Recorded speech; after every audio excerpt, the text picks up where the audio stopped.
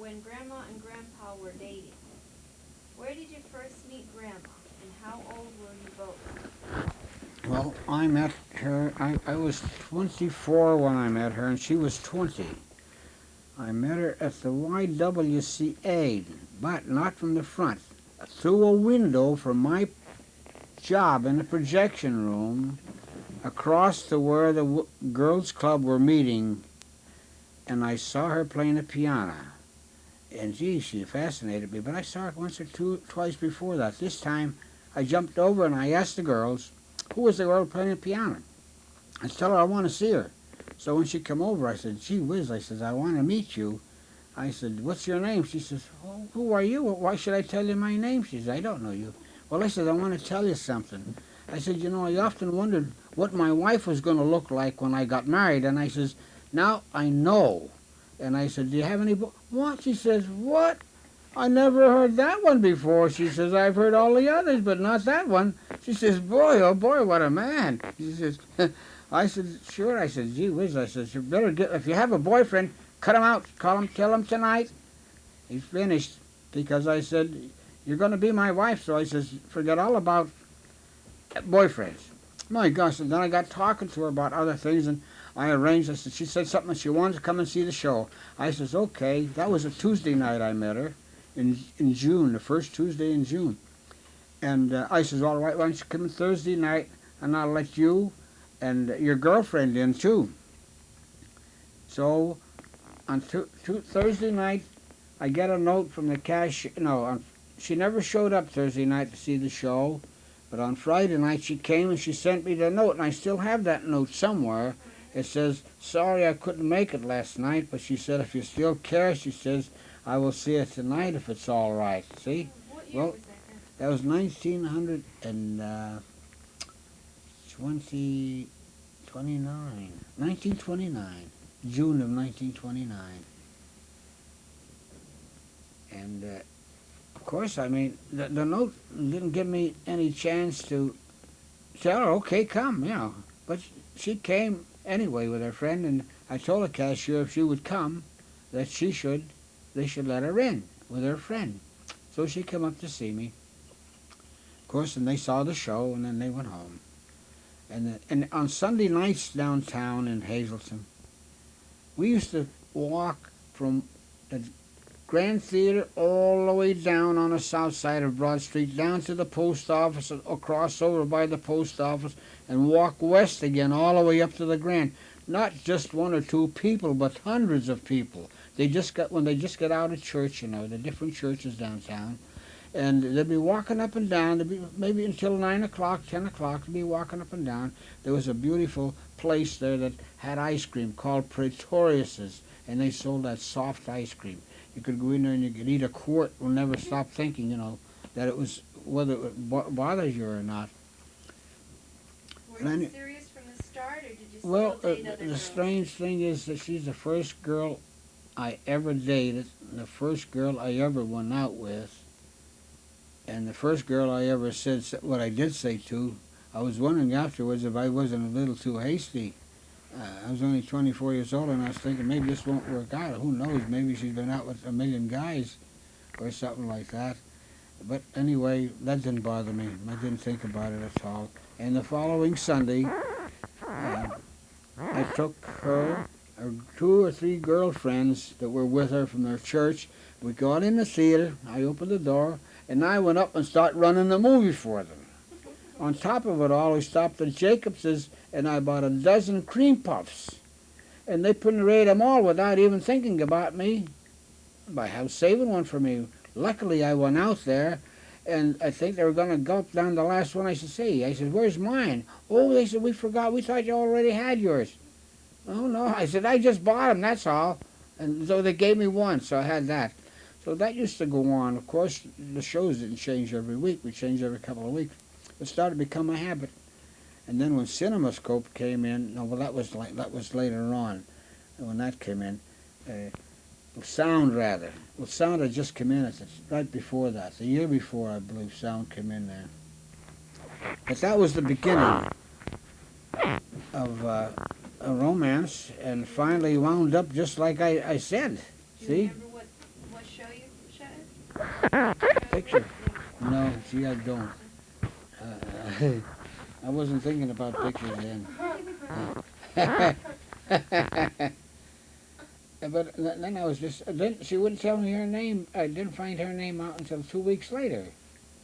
And when I crossed over, I used to cross over on the roof to talk to her there. The next meeting they had about 2 weeks later. And I says, I know who you are. I said, I know your name. She says, who told you? I says, never mind. I says, I know you, but I says, what's more? I says, I know your brothers real well. Which ones? I says, Wilbur and Bud. Bud used to set pins up at the YMCA. Well, when I bowled, and I bowled with Wilbur, we were in the same league, and so we met every Tuesday, or not Tuesday, but twice a week anyway. We used to bowl there. Well, I knew them both well. I didn't know Bill, but I did know Wilbur and Bud. So she was so surprised. So I said, if you want to find out more about me, you ask your brother Bud. Did your parents like her right away? Well, they didn't see her for months later because I didn't bring her around. And every time, she never was alone when she was with me. She's always had one or two girlfriends, especially Leela Ginther. She lived near her. She was always with her. So the people that saw us didn't know if she was my girlfriend or if Leela was my girlfriend. And of course, Alma was taller than Leela, and in fact, she was taller than I was. When I took her home the second or third time that we had a date, I was going to kiss her goodnight, and I thought she was standing on a stool. And when I looked down and she was on the same floor I was on, oh my God, I looked at her, I said, oh my God, you're taller than I am. Oh, she said, well, I'm wearing high heels. Oh, I said, geez, I hope that makes a difference. She said, does it matter to you? I said, no. I said, gee, I like them tall. I said, like that. Oh, from there on in, why, you get to see a glimpse of her. On a Sunday night, we could go out walking up and down the street. I'd run the show. We'd go to the ice cream parlor. No wonder we were always getting heavy. We'd get all that good ice cream, about 25 cents a plate. You couldn't finish it. Favorite place to take her on a date? The movies? We took her to the movies and to the ice cream parlor. And she liked the ice cream parlor. We used to go to a place called Hicks's. That was a drugstore right there with the Aldermont Hotel is there. But we'd try to go someplace else if we could because that was always crowded with all the school kids, you know. Oh, they used to all go in there and flock around for Cokes and ice cream. And the place was just a small place. It's the Aldermont lunchroom now. And I mean, it was crowded. You couldn't get a seat. You'd have to wait around. So we used to figure we'd either walk. If it was a rainy night or something like that, we'd wind up in the theater. But she'd come in to see me once in a while, see the show. She had to be home by 11 o'clock. So she'd come in to see the first show. Then she'd come in the booth and talk to me, and I'd go take her out in the balcony, and we'd sit out in the balcony and talk until it was time to go. The show was over by that time, so I'd walk her home. No car. Didn't have no car. It was not so good, you know. Boy, walking to them, didn't mind walking. We'd walk a mile, and that was just like walking a couple of blocks. No matter where you went in those days. How many cars were there in a town? I doubt whether it was 100 cars or 50 cars in the whole city at that time. Had horses and wagons, but not too many cars. Some of those old trucks with those old hard tires on. Oh, they were really old. Oh, but we managed to get around and get to see each other, and maybe once or twice a week, but then later on, maybe 3 times a week. Her mother wasn't exactly in favor of her boyfriend for some reason. How'd your mother like her? Did they like her? Well, my mother said, you know, she said, she's a big, tall girl. He said, she might be skinny now. He says, 25 years from now, she's going to be fat, like your sister-in-law, my brother's wife. I says, I like him. I like her the way she is. I says, I'll try to keep her from getting fat. And she said, you'll have to starve her. But anyway, she got to like her after a while, because Alma was very kind. We'd bring stuff over there, and she'd go over there, and they appreciated everything they got there, you know, my mother's cooking. And in fact, well, we were married 4 years after I met her. But we were married in, what's the name of that place down near Philadelphia there, where, well, We were married. Her brother-in-law and her sister were our tenants. We couldn't afford a big window. You could not afford a big window wedding in those days. Where was it now you were At Malvern, Pennsylvania. The wedding certificate's still in the safety deposit at? box. Malvern? Malvern, Pennsylvania. And what was those dates? February 23rd, 1933.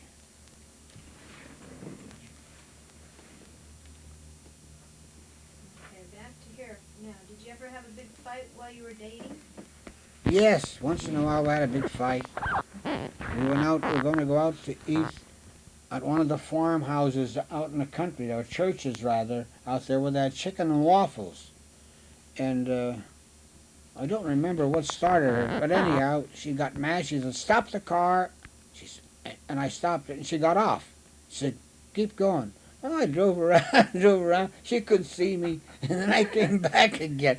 I said, "What happened?" I says, "What's the matter with you? You gonna meet somebody else here?" She got in the car. She says, "Take me home." No, I said, "We're gonna go over to eat now." Finally, we went over to eat. Everything was all right after that. That was one argument. But she'd get mad if I just said something she says that she didn't like. That's all.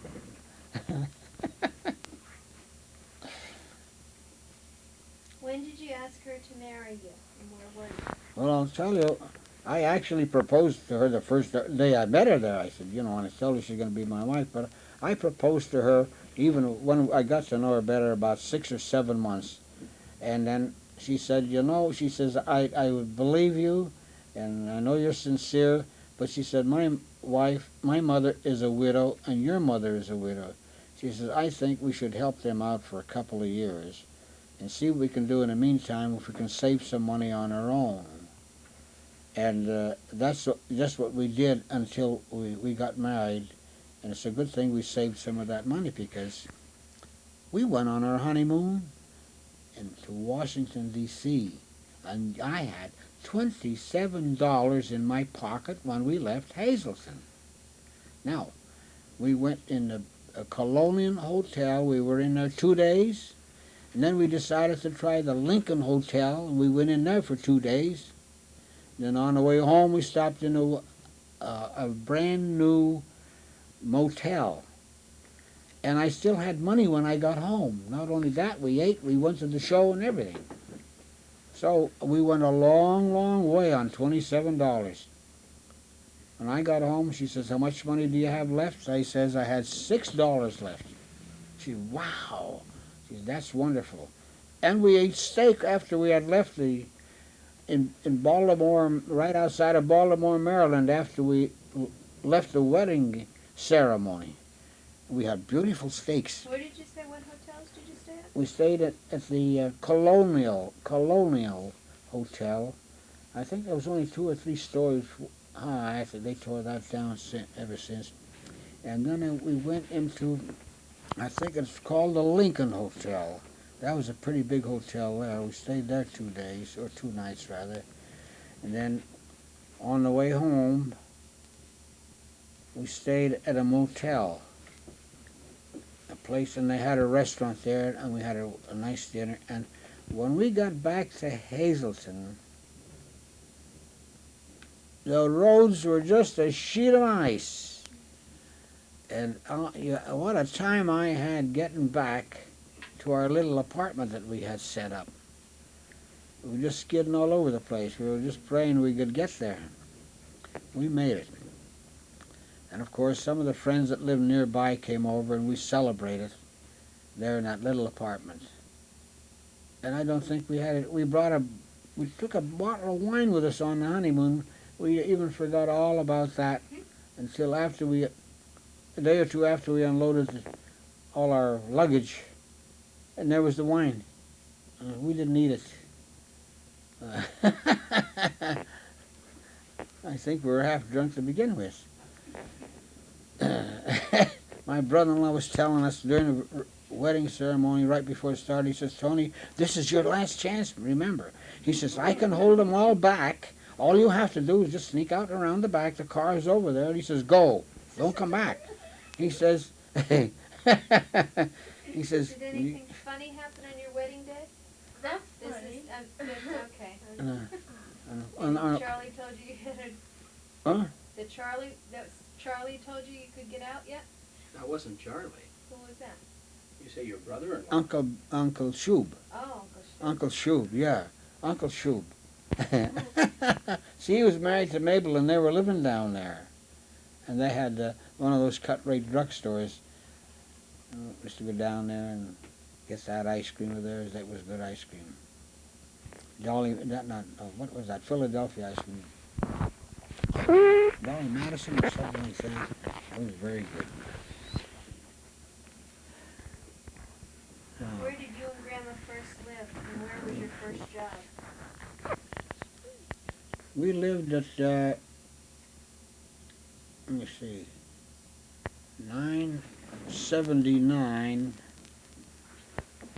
Grant Street, in a second floor apartment.